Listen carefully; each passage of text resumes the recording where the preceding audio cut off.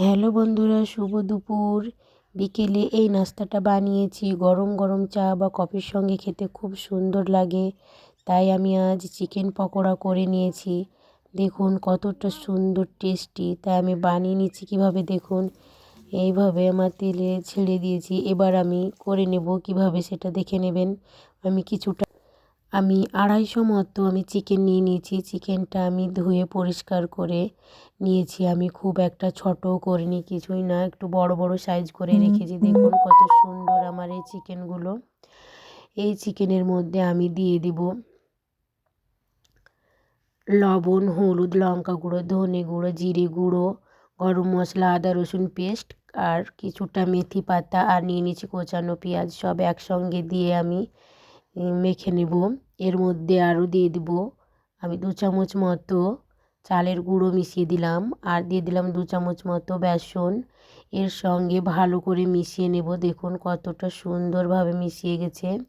এবার আমি কড়া বসিয়ে দিয়েছি। কড়াতে গরম তেল দিয়ে দিয়েছি, গরম হয়ে গেছে আমার। এভাবে একটা একটা করে আমি চিকেনগুলো ছেড়ে দেব। দেখুন কতটা সুন্দর কালার এসেছে। এইভাবে আপনারা করবেন। দেখুন সবগুলোই আমি ছেড়ে দিলাম।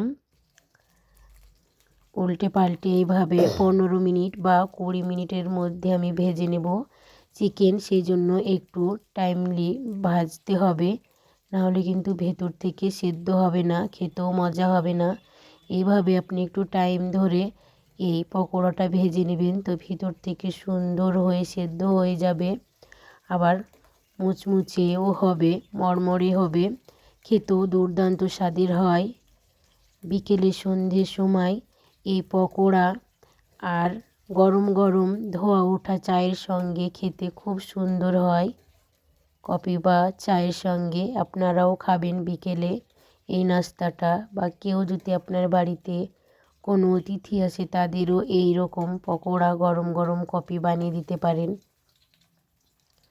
খুব সুন্দর হবে, ভালো লাগবে। দেখুন আমার সব পকোড়াগুলো ভাজা হয়ে গেছে। এবার আমি তুলে নেব। একটা এই রকম হাতা দিয়ে তুলে নিলাম সবগুলো। একে একে তোলা হয়ে গেছে আমার প্লেটের মধ্যে।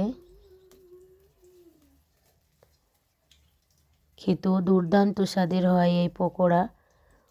বেশি কিছু মশলা লাগবে না, অল্প মশলাতেই ঘরে থাকা উপকরণ দিয়েই এই চিকেন পকোড়া হয়ে যাবে তৈরি। দেখুন কতটা সুন্দর লোভনীয় কালার এসেছে। দেখেই জিভে জল চলে আসবে। একবার খেলে বারবার মন চাইবে এই রকম চিকেন পকোড়া খেতে। তাই সবাইকে বলবো নিজেদের বাড়িতে সকলে এই রকম চিকেন পকোড়া করে খাবেন, কোনো ঝামেলা ছাড়াই। যখন ইচ্ছে আপনি খেতে পারেন এই পকোড়া। বাড়িতে মাংস নিয়ে আসলেই কিছুটা মাংস আলাদা